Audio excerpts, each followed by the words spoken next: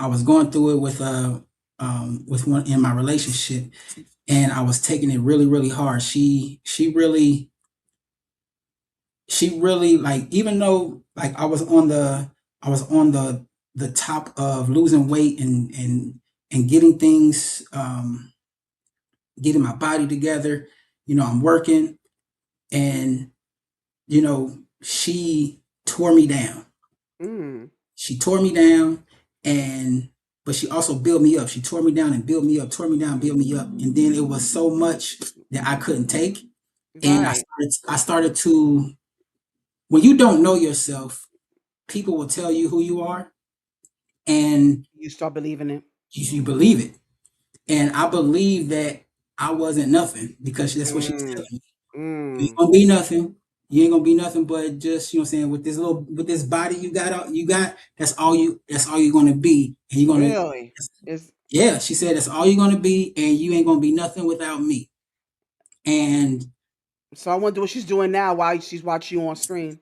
who she I tell you what, I got a message from her about 2 years ago. It was like, "Oh, I'm proud of you." I'm like, "Oh, you told me I wasn't nothing though." Oh no! So wait a minute. No, you know what? Like I said, see, I'm not a cusser, so I'm gonna let Mr. Porter do it for me. I love that. I love that. I love that. Okay, I'm just saying. Oh That's yeah, I'm gonna leave it there. yeah. And like, when I tell you, like, she broke me down so much, and it was like it was an everyday thing, telling me that I'm nothing. You can't do nothing without Hmm. me. All that. And I remember I was in my satellite trucks. I was working for Channel Two News, Oh, okay. and I had downtime. I had downtime, and I was in a parking lot at the gym. I was getting ready to go into the gym and work out with my downtime, but I couldn't make it in there because I was crying. Mm. Her words was in my head that I Yeah, was nothing. yeah. My mom, we wasn't getting along, and I was just Mm. like, man, there is nothing for me. There's nothing for me. I was like, God, I'm Like trying. I can't catch a I'm, break. I Hmm. can't catch a break. So I go into my bag, and I got this knife, and this knife it was jagged edges on it, and I messaged a friend. I messaged a friend of mine, and I was like, I'm done with this shit. Oh. Excuse my French, but I was like, Mm-mm. I'm done. And I put the Mm. phone down, took the knife, and Mm. I slid it. Nothing happened. No blood, Mm. no nothing. So I did it again. Nothing happened. I just kept going, Mm. Mm. and nothing but just ash. And I'm like, this is a knife with Mm. ridges. Mm-hmm. And then I get a phone call from my sister going off on me, like, what are you doing? My friend called my sister, and like Yes. Ballistic. she was like, what are you doing? You're not. And I just broke down crying. And at that particular time, my sister, she was in Texas. She got on a flight the very next day, and um, to come and get me. And I was actually at my girlfriend's gym, because she had her own gym. She was a bodybuilding coach, and she had her own gym. And Okay. Okay.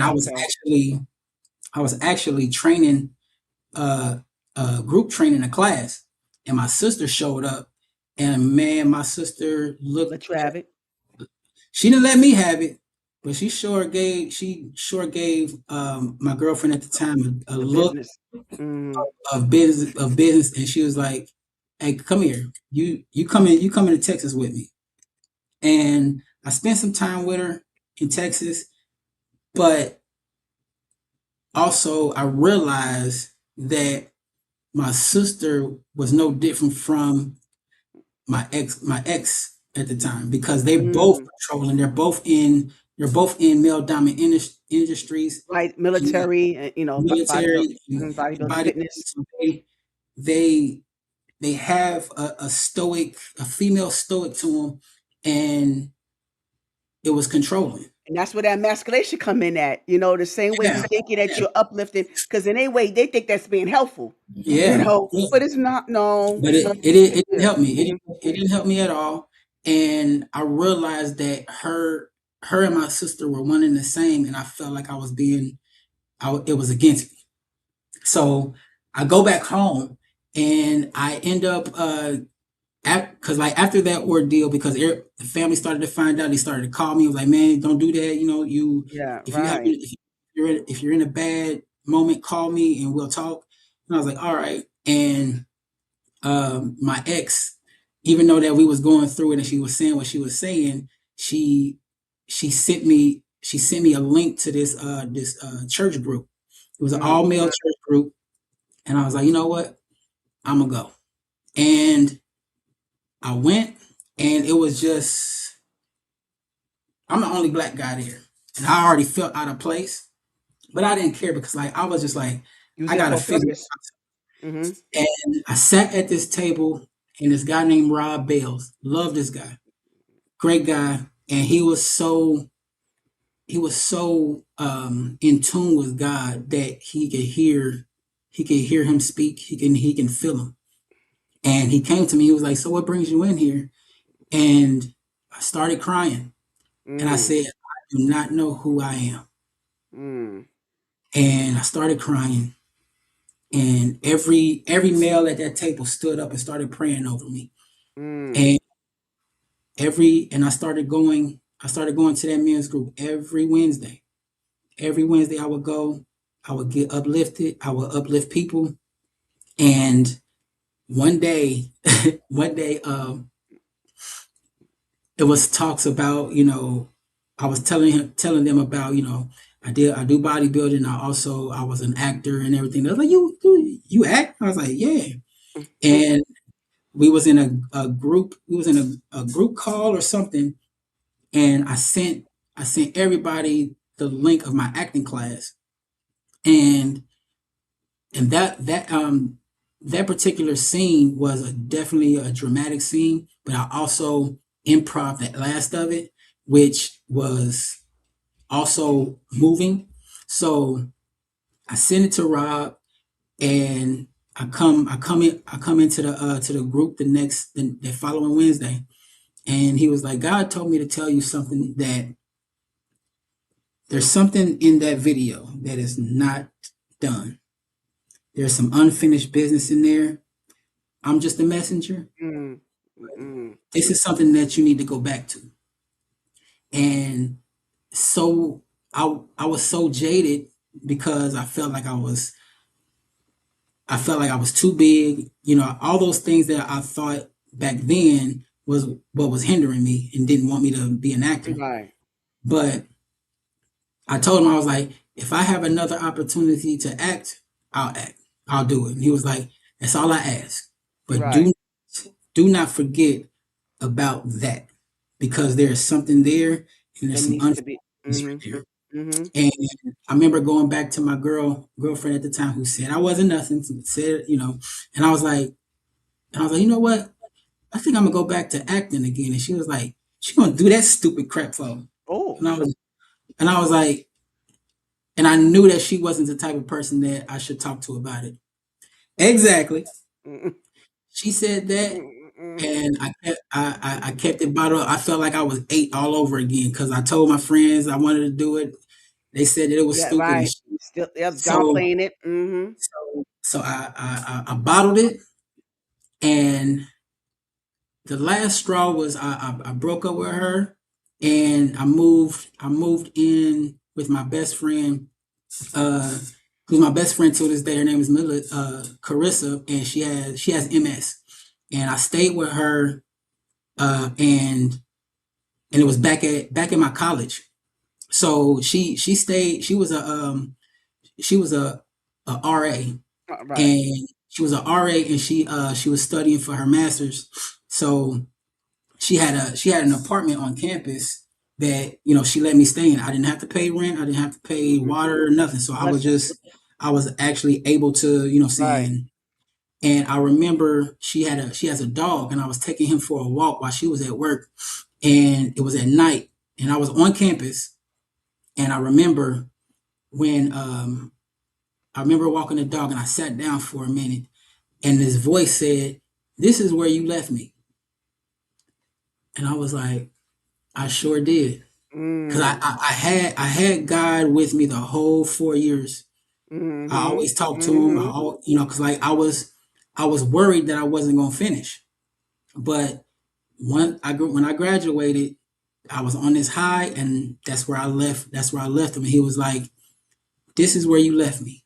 And I told him, I was like, "From this day forward, you're going No going everywhere I back. go. No going back. You know, you're no going back." And I got back on my feet. I got another job at a news station, and um and things started to look better. But I still wasn't complete. Mm, I lost I gained about 20 pounds because of my what happened? the What did I injury. do? The injury. Um I gained a little more weight. Um but then I was getting ready to do another bodybuilding competition just to get back in the swing of things. And guess what? I tore my ACL again. Mm. I tore my ACL, and this Got all time, kind of all kind of right, things going on. I tore my ACL again, and this time I tore my lateral meniscus and my medial meniscus. So anything that's in the knee, I blew it out. Yeah, just messed it all up. So it took two surgeries, and because like at that time I had two jobs. I was a trainer, and I was working at Channel 22 back home, and I got hurt training Mm, group, and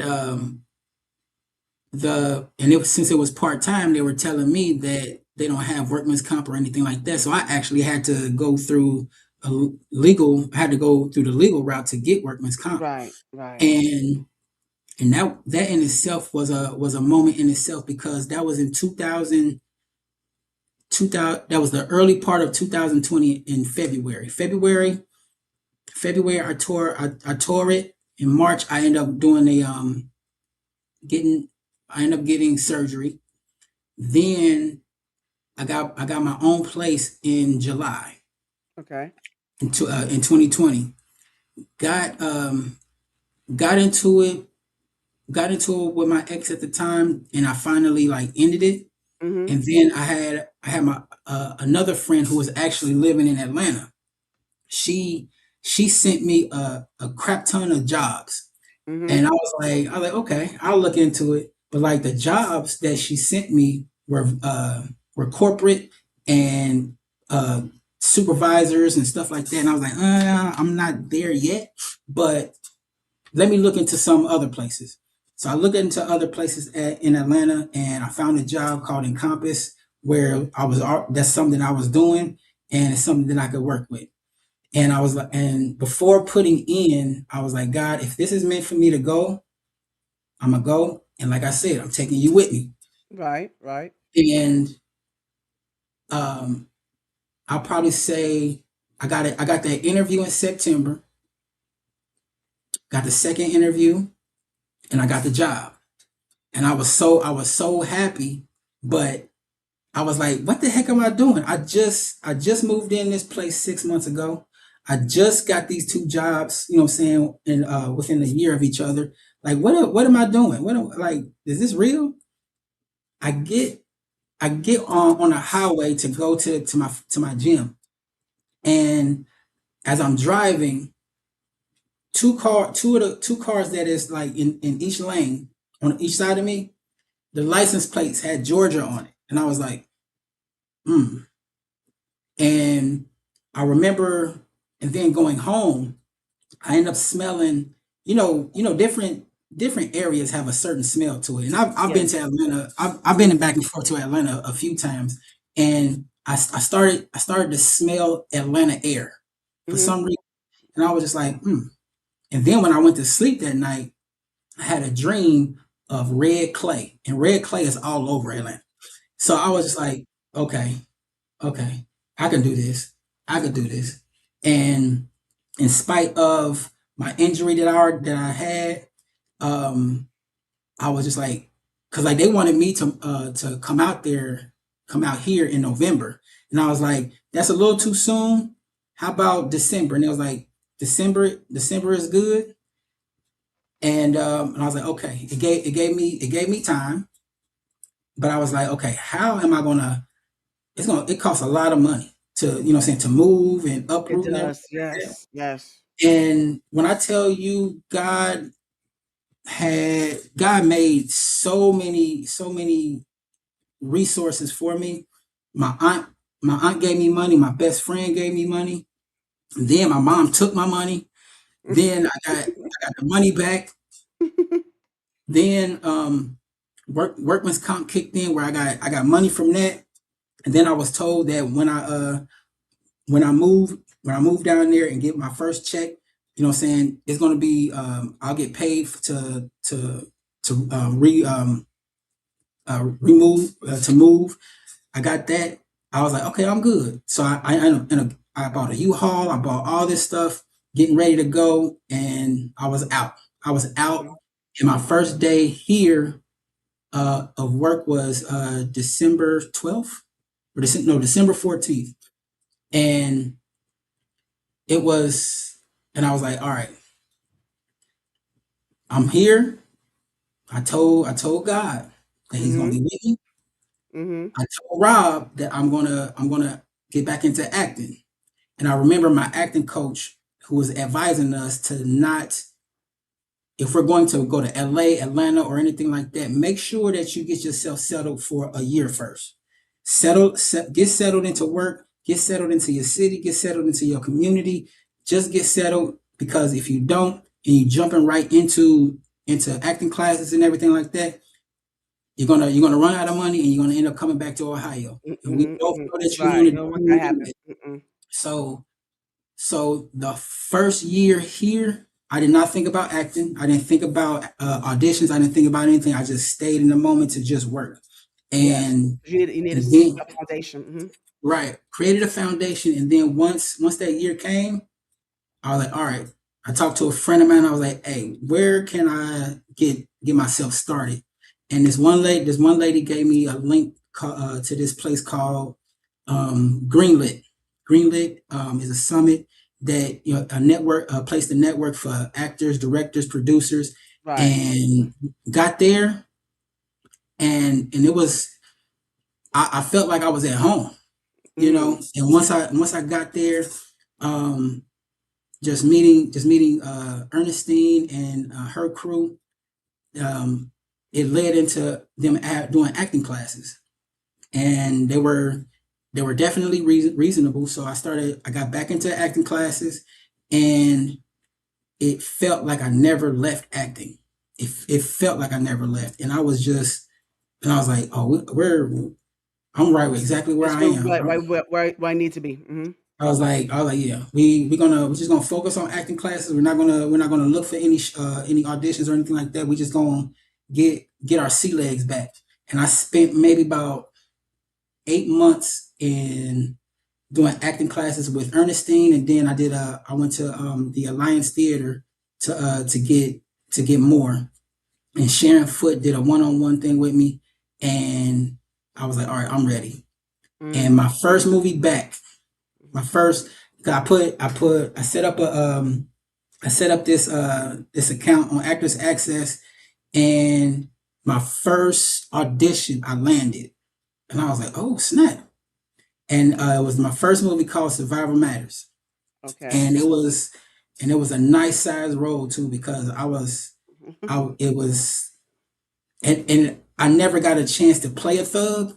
So I was ready, because like I was, I played, the background for so long. I've done all this other stuff for so long, but I actually get to be a thug and to be like, and it was the greatest experience I ever had, and even working with the people, I ended up being friends with a friend of mine. He's a friend of mine now. His name is Judah. We call him King Judah, and me and him, we vibed the most, and we connected the most. And we ever since that movie, he was like, bro, you came in and you brought it, and you showed me something, and you made me want to elevate myself. And I was like, dude, you make me want to elevate myself. I feel like we actually had the same acting styles. Mhm. Mhm. So that's why we meshed well. And I also noticed that he started taking after that movie he took off, and I was just like, oh man, I'm still stuck here. But God No, you said where you something need to to me. be. Yeah. Yeah, and God said something to me. He was like, stay in your lane. You see? Everybody Mhm. everybody has a turn and everybody Mhm. has a chance. Yep. And I was just like all right. So I and that's where a lot of growth came from with me on just celebrating people before me because I mean when we're doing auditions and stuff and we don't get it, it doesn't mean that you're not a good actor. It just means that you're not a fit for this particular role Right. Right. or Was it's a meant for you bad is for time. you. Right. So there was a lot of stuff that I wasn't getting after that because I felt like that's a good momentum starter for my first time. But I didn't get anything until I didn't get my next project didn't happen until like a year and a half after. Okay. And Yeah. that was pretty much a whole thing because then I did the movie Cut with Malik Salam. And that was that itself was an experience in itself because I had to change my accent, I had to change my look. I looked, oh my gosh, like my character was Squirrel. Okay, so like I'm looking all rough. I'm supposed to be this pimp, you know, the strung out. I played a strung out pimp with a terrible Atlanta accent, and when I tell you it it pushed me and it pushed me in a way where I didn't think that I Mhm. could do it. But when I did it and we saw the footage, and I was like, oh man, this is gonna be hilarious and it's gonna be crazy at the same time. And till this day, there's a lot of people who don't like me because of Squirrel because Ah, well, you did. he So you was did your job. right. So he was definitely a diabolical one. And and then it's after that it started to progress more. I was Yes. getting more roles, but nothing tops off what's happening this year. Yes. This year, oh man, it's I'm more surrounded by like-minded people and Yes. the coaching, the self tapes, and I'm a part of an agency now. Shout out to Southern Stars right now. Thank you very Mhm. much for putting me on Yes. because being a part of Southern Stars and being a part of the greater than cinema organization, you know they it's I've been my coach was telling me her name is Leslie. She's well known. Everybody loves her. Shout out to Leslie and Dom. But from start to finish, she told me the other day. She said, Fred, from your first session to this session, night and day. And it's been a Mm. year and a half now. Wow. And you can tell because I've had so many submissions and so many auditions just what I'm saying from when I started with them to now that that there is some buzz circling around with of me which I'm loving. I'm even getting phone calls saying, "Hey man, I got Yeah. a role." Yeah. I was about You to know, ask you what's next. What's next for you? I was going to ask you that. What's next for you? Yeah. oh man, I do I just finished up a really good project called Gangster's Love Story by Leo Sullivan. Big shout out to that crew. Russ Weiss, um, Castro, Castro Stagg, all of y'all is tremendous at what y'all do. Um, but I got that phone call from him because I started out as background in Gangster's Daughter 3. Or was it 2? Yeah. It was okay. Yeah. I remember Yeah, that movie. I yeah, saw that. Gangster's Yeah. Daughter. I started out at background, and then Gangster's the most recent one, Gangster's Daughter 4. You know, I got into a bigger role with more lines, of course. And then he called me and was like, "Hey man, I got something perfect for you." And I was like, "What we got?" You know, and he was like, "I'm gonna need you to come in and audition, but you know, it's yours if you want it." And I was like, all right, cool. And reading that script, being transforming into Frank was awesome because of not only because of the crew but the cast. You know, big shout out to Drew, the fabulous, amazing Drew Sidora. You know, she was definitely a sight to see Mhm. because of Mhm. her caliber. She's been around for years. Yeah. You Yes, know, yes.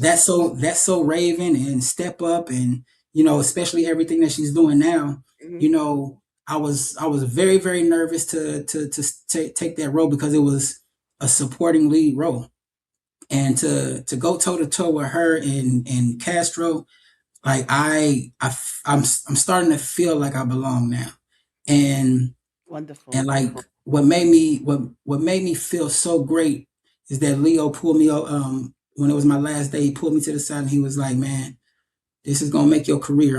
I'm sure of it." And I was just like, Mm. "Wow." And Okay. that made me feel so good. And Yes. and and That nobody, affirmations. Yeah. yes, nobody can tell me anything right now. I'm, Right. I'm Right. especially hearing it from Juice Adore. She said, she was like, "Fred, you did amazing. I'm sure I'm going to see you again." And that when you hearing it from people Yes. It who's up seals there, it. you're like, It seals it. Mhm. it just to be able to, saying, go in the trenches with somebody like that. That's amazing. It is. It You really is, know, and I you love it for know. you. Oh yeah, I'm very very thankful. I'm very grateful, and I'm just like, I really feel like with everything that I've been through, I feel like it's still like, dude, I'm just a dude from Dayton, Ohio, and Yes. like people from, and like anybody that knows anything about Dayton, it's called Fentanyl City right now because Mm. it's Mm. that it's that hard out there right now. And the fact that I got out and I'm doing what I'm doing, I am more humbly blessed. I am Yes. loved in everything. I'm covered. Absolutely. You know, Yes. it is definitely a blessing. And shout out Yes. to all the projects that I'm already currently in, and what I've done. And I just want to Absolutely. do more. Yes. I want to be totally consumed by You this will be. gift. I want to be consumed by the work that's being set forth. So it's a tremendous blessing.